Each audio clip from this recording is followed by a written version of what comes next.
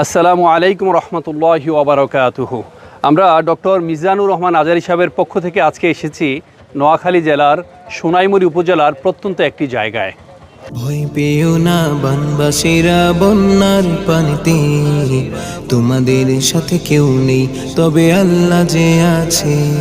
ভয় পেও না বনবাসীরা বন্যার পানিতে, তোমাদের সাথে কেউ নেই তবে আল্লাহ যে আছে।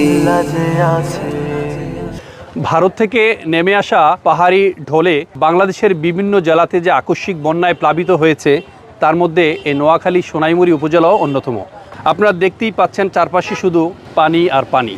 ইতিমধ্যে যারা আশ্রয়কেন্দ্রে ছিলেন তারাও তাদের ঘরবাড়িতে আসা শুরু করে দিয়েছেন, কিন্তু ঘরবাড়িতে এসেই দেখেন ঘরবাড়ি নষ্ট হয়ে গিয়েছে, তাদের যে খাবার দাবার কিছুই নাই। তো আমরা তারই ধারাবাহিকতায় বিভিন্ন উপজেলা আমরা গিয়েছি, বুড়িচং, ব্রাহ্মণপাড়া, চৌদ্দগ্রাম সহ বিভিন্ন